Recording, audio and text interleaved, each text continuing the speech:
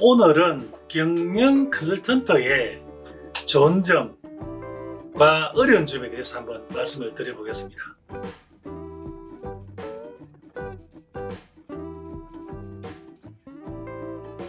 많은 사람들이 어떻게 해서 이 경영 컨설팅을 시작하게 됐는지, 경영 혁신 활동이라는 건 뭔지, 이런 부분에 대해서 상당히 많은 관심을 가지고 있습니다.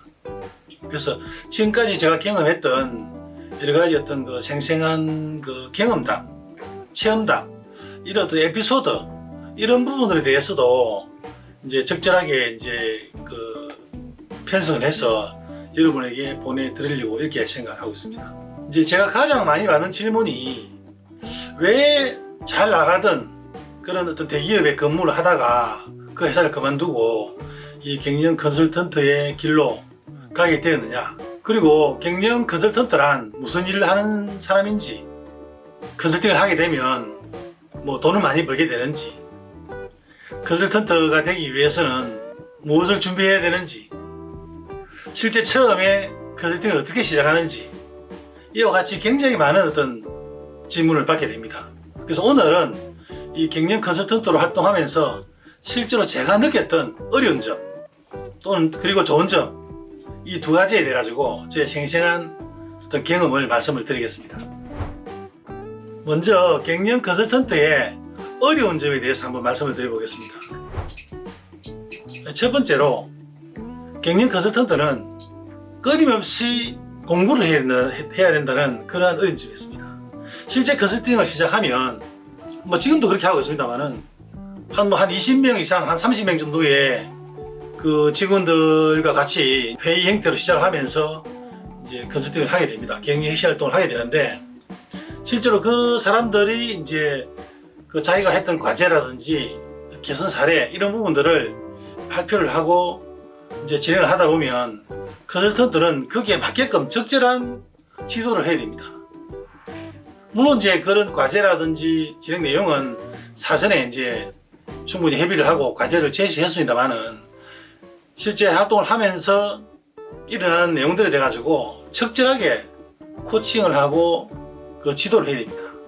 그러기 위해서는 그날 일어나게 될 내용들에 대해 가지고 충분히 준비를 하고 잘 진행될 수 있도록 준비를 하는 겁니다. 실제 컨설턴트는 컨설팅을 하게 되는 날 그 전날이라든지 또는 일정한 기간 이전에는 그런 아이디어가 떠오르지 않으면 사실은 시간과 어떤 장소를 불문하고 다양한 어떤 이 학습이라든지 공부를 하지 않으면 안 됩니다.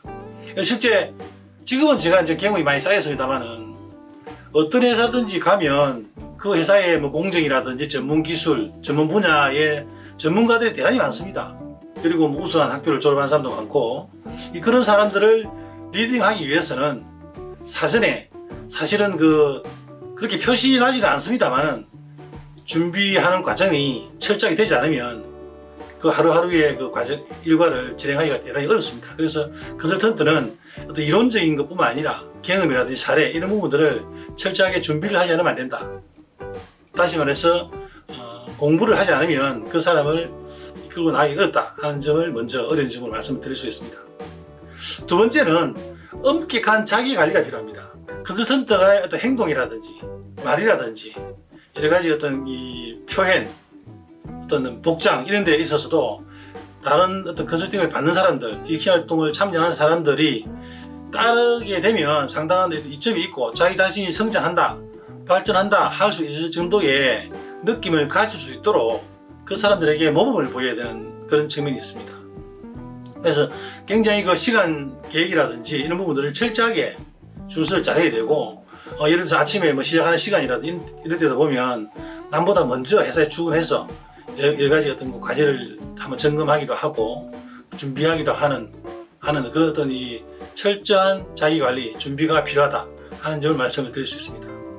세 번째로, 컨설턴트는 이 사회적인 지위는 굉장히 약합니다. 어떤 조직에 소속되어서 컨설팅을 하는 사람도 있습니다만, 많은 사람들은 1인 플레이어로서 이제 본인이 직접 컨설팅 계획을 수립하기도 하고 실제 컨설팅을 수행하기도 하는 그런 사람들이 대부분입니다.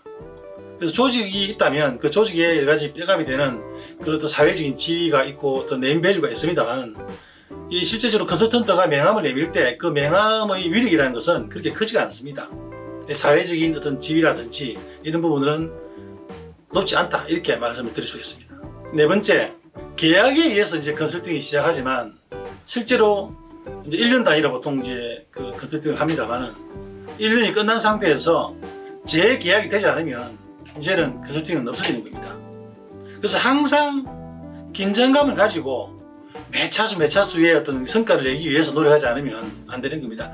한 번의 그런 결과들이 모여가지고 한 달, 두 달, 1년이 되기 때문에 한 차수에 정말 그 목이 아플 정도의, 다리가 아플 정도의 열정을 다해서 컨설팅을 하지 않으면 전체 분기 단위, 1년 단위의 성과가 나지 않기 때문에 매차수에 굉장히 긴장감을 가지고 열정적으로 하지 않으면 안 된다 하는 그런 측면이 역시 어려운 점이다, 이렇게 말씀을 드릴 수 있습니다. 다섯 번째로 성과 창출에 대한 부담감을 항상 갖습니다.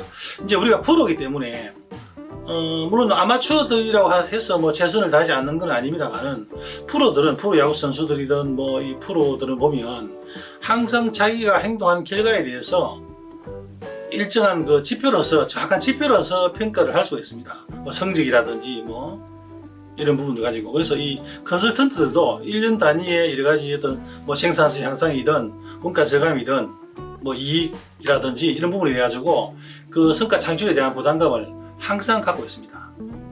여섯 번째로, 이 일이 없어지면 곧바로 실업자가 되는 겁니다. 회사에 다니는 사람들은 뭐 정규직 사원이 되면 뭐 5년이든 10년이든 계속 다닐 수가 있죠. 프로 컨설턴트들은 1년 단위의 항상 성과에 따라 가지고 그 일이 없어지기도 하고 또 새로운 일을 찾기도 합니다. 그래서 많은 사람들이 이제 그 진입 장벽이 낮기 때문에 누구나 이제 경험이라든지 이런 거 가지고 컨설팅에 뛰어듭니다만 사실상 한 뭐 몇 년, 2년, 3년, 뭐 길게 몇 년 하다 보면 이제 그 컨설팅 자체를 이제 그만두고 다른 직업으로 이렇게 전환하는 경우가 많습니다. 그리고 일곱 번째 보면 이 컨설턴트는 이 퇴직금이 없습니다. 물론 이제 개인적으로 뭐 연금이라든지 이렇게 가입하는 경우도 있습니다만, 컨설턴트는 딱 자기가 계약한 그런 수익, 계약이 끝나면 거기서 땡 하고 마치는 겁니다. 상당히 이제 이 부분도 상당히 좀 불리한 부분이죠. 그 여덟 번째, 많은 사람들을 상대합니다. 경영자, 최고 경영자에서부터 어떤 관리자, 감독자, 현장 사원, 이 각각의 다양한 사람들이 요구하는 분야가 다 다릅니다. 부분이 다 다르죠. 뭐 당연히 경영자들은 어떤 성과를 창출하고 매출을 높이고 이렇게 요구를 하겠습니다만, 또 이제 관리자나 감독자 입장에서 보면, 또 현장 사원 입장에서 보면 좀 더 편안하고 뭐 좀 더 안전하고, 물론 이제 공통의 목표라고 할 수도 있습니다만 다양한 목표가 있습니다. 그런 부분들을 이게 이제 컨설턴트가 잘 혁신 활동을 하면서 아주 이제 스무스하게 잘 진행을 해야 됩니다. 이런 부분에 대해서 항상 이게 스트레스를 받고 있습니다. 이와 같이 이제 경영 컨설턴트는 어떤 시간과 사실은 공간을 초월하면서 자기가 맡은 회사에 대해서 성과를 낼 수 있도록 많은 어떤 다양한 그런 어떤 사람들을 만나면서 다양한 생산 제품, 다양한 공정을 경험하면서 성과에 대한 그런 어떤 압박을 받으면서 생활하고 있다, 이렇게 말씀드릴 수 있습니다. 그런데 이제 경영 컨설턴트가 사실은 좋은 점이 굉장히 많습니다. 좋은 점이 많으니까 당연히 이제 컨설턴트를 하게 되겠죠.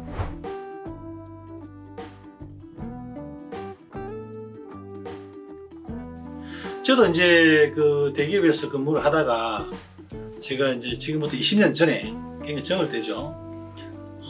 40대 초반에 이제 회사를 그만두고 이렇게 이제 컨설팅의 길을 들었었는데, 어려운 점이 많고 이렇게 이제 그 좋은 점이 많다고 느끼기 전까지는 다소 사실은 좀 이게 무모한 도전이었다, 이렇게 생각할 수도 있는 겁니다. 근데 해보니까 좋은 점이 굉장히 많습니다. 첫 번째로, 굉장히 많은 국가를 많이 다닐 수 있습니다. 물론 뭐 국내뿐만 아니라, 국내의 다양한 지역뿐만 아니라 국가가 되겠죠. 뭐 중국이라든지, 중국도 상당히 넓잖아요, 그죠? 중국이라든지 베트남이라든지 뭐 태국이라든지 저 멀리 멕시코까지 다녀왔습니다. 멕시코는 뭐 그렇게 자주 못 다니죠. 한 3개월에 한 번 정도 다니는데, 이렇게 하다 보면 이제 열심히 일을 할 때는 하지만 중간중간에 시간을 내 가지고 그쪽에 여러 가지 문화라든지 이런 부분을 습득할 수 있는, 그래서 굉장히 다양한 분야, 다양한 어떤 그 지역을 다닐 수가 있습니다. 제가 체크를 한번 해보니까 뭐 이제 비행기를 타면 그 탑승 기록이 남잖아요. 탑승 횟수가 2,000번이 되었습니다. 2,000번. 그걸 한번 20년을 나눠보면 1년에 한 100번 정도 탔죠. 평균적으로. 한 달에 한 8번 정도. 근데 매주 왕복을 했다는 얘기입니다. 매주. 국내든 이 국제선이든. 그렇게 이제 많은 지역을 다니면서 다양한 어떤 이 경험을 쌓을 수 있는 그런 점이 많다는 게 첫 번째 장점입니다. 두 번째, 이 경영 컨설팅은 우리가 흔히 말하는 그 재료비, 고정비가 들지가 않습니다. 저도 이제 사무실이 있습니다만 사무실이 아주 작습니다. 한 13평 정도. 거기에 책상, 글상, 노트북도 있습니다만 재료비 들어간다는 부분들이 그런 것밖에 없습니다. 전자제품이라든지. 그래서 누구나 쉽게 참여할 수 있습니다. 참가 실제로 컨설팅을 할 수가 있습니다. 그러니까 이제 진입장벽이 굉장히 낮습니다. 물론 그렇다고 해서 다 이제 성공하는 것이 아니다라고 이제 제가 어려운 점에서 얘기를 드렸습니다만은, 그래서 이게 일이 많을 때는 물론 이제 수입이 늘어납니다만 일이 없더라도 적지 않은 경우는 없죠. 돈을 좀 적게 벌면 됩니다. 그죠? 그런 점이 이제 좋은 점이다 이렇게 얘기를 할 수가 있습니다. 세 번째, 높은 보수를 받습니다. 이거는 사실은 이제 사람마다 판단하는 기준이 다릅니다. 물론 컨설턴트를 하더라도 누구나 다 높은 보수를 받는 건 아닙니다. 제가 다닐 때, 예전에 회사 다닐 때 이제 우리 회사를 지도하는 그런 선생님들은 그때 굉장히 오래전이죠. 한 20년 전에만 하더라도 그때도 이미 우리가 맨데이라 그러죠. 하루에 받는 일당 개념인데, 그렇게 환산을 하면 그때 한 150만 원, 200만 원 정도 저희들 드렸던 것 같아요. 그때. 그리고 제가 이제 컨설턴트로 입문하기 전에 마지막 이제 그 프로 컨설턴트가 되기 전에 제가 강의를 들었던 일본에서의 선생님을 모시고 이제 교육을 받았는데 1년 동안 한 달에 한 번 정도 해서 한 번 오면 한 3일에서 4일 정도 지도를 받았는데, 그때 우리가 들었던 그 컨설팅 피가 하루에 1,000만 원 들었어요. 1,000만 원. 그래서 한 번 오면 한 3,000만 원 정도 들었죠. 평균적으로 보면 일반 회사에 다니던 사람하고 비교해보면 상당히 높은 보수를 받는다 이렇게 생각할 수 있습니다.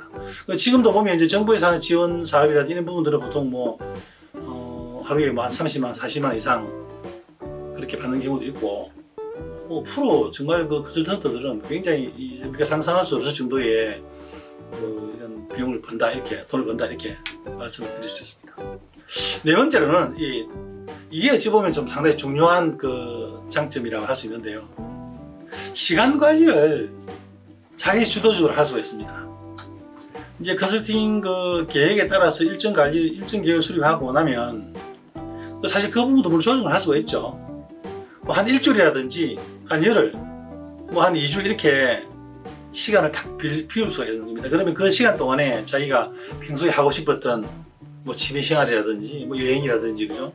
이런 걸 할 수 있습니다. 그 직장 생활을 하는 사람들처럼 딱 매여서 활동하는 게 아니고 자유스럽게 활용할 수 있다 하는 그런 굉장히 좋은 장점이 있습니다. 그 다섯 번째, 지속적으로 자기 자신이 성장하고 발전할 수 있습니다.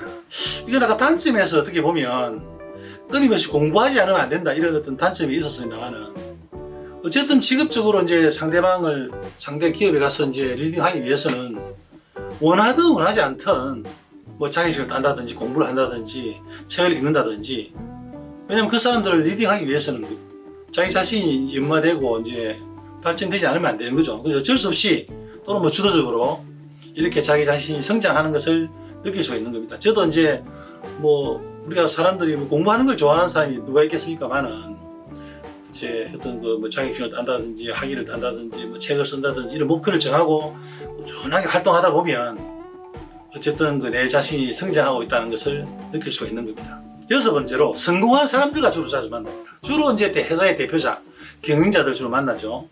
제가 만나는 사람들은 주로 이제 그런 사람들이고, 또 그 다음에 이제 우리 같은 이제 프로 컨설턴트들 많이 만나죠. 주로 시간 나면 이제 같이 시간을 내가지고, 그러면 이제 서로 각자 의견 교환을 한다든지, 학교의 교수님들이라든지 이렇게, 또는 성공하려고 하는 사람들도 만납니다. 이렇게 하다 보면, 아까 이 자기 자신이 성장 발전한다는 부분하고 연관되어서 설명드릴 수 있습니다만, 어쨌든 상당히 좋은 점이다 이렇게 말씀드릴 수 있죠. 그리고 일곱 번째, 이 호칭이 선생님으로 호칭이 됩니다. 지금 제가 말씀드리는 거는 어디 책에 나오는 게 아니고 제가 평소에 느꼈던 이런 부분들입니다. 이제 학교에 가면, 회사에 가면 근데 저를 부를 때 어떤 사람은 대표님, 어떤 사람은 사장님, 어떤 사람은 컨설턴트니 뭐 교수님 이렇게 많이 부릅니다만 저는 그냥 뭐 선생으로 불러주세요라고 말합니다. 왜냐하면 이게 이 배우고자 하는 어떤 학생들의 어떤 여러 가지 그 자세 이런 부분도 중요하기 때문에 그래서 뭐 학교에도 선생님이 계시고 우리 의사들도 선생님이라고 호칭이 되듯이 저도 이제 그렇게 불려지는 게 상당히 좋게 느끼고 있습니다. 아까 그 퇴직금이 없다 이렇게 단점이라고 말씀드렸는데요. 사실은 퇴직금도 없습니다만 퇴직도 없습니다. 지금 이제 저희 나이 또래가 이제 회사에서 이제 뭐 그만두거나 조직에서 그만두는 그런 어떤 나이인데요. 그 친구들이 이제 저를 가장 부러워하는 게 저는 이제 시간을 조정하면서 일을 조정하면서 이 일을 65세든 70세까지든 계속 할 수가 있는 겁니다. 그 퇴직금이 없다고 억울할 게 아니라 뭐 퇴직이 없는데요. 계속 일을 할 수 있으니까. 요즘 같은 뭐 이 100세 시대에서 사실은 이런 이 컨설팅을 하면서 시간 관리를 하면서 일을 조정하면서 계속 할 수 있다는 것은 굉장히 좋은 장점이죠. 그래서 오늘은 이제 경영 컨설턴트의 어려운 점, 좋은 점에 대해서 말씀을 드렸는데요. 이런 부분들은 사실은 이 경영 컨설팅을 할 때 수단이라든지 방법이라든지 절차라든지 뭐 이 사례 이런 것보다도 주위 만나는 사람들은 오늘 이런 부분에 더 관심을 많이 가지고 있더라고요. 실제 실무적인 것뿐만 아니라 이런 어떤 사례, 경험, 에피소드 이런 부분들을 말씀을 드리려고 생각을 하고 있습니다. 그래서 오늘은 경영 컨설턴트의 좋은 점, 어려운 점에 대해서 말씀을 드렸습니다. 감사합니다.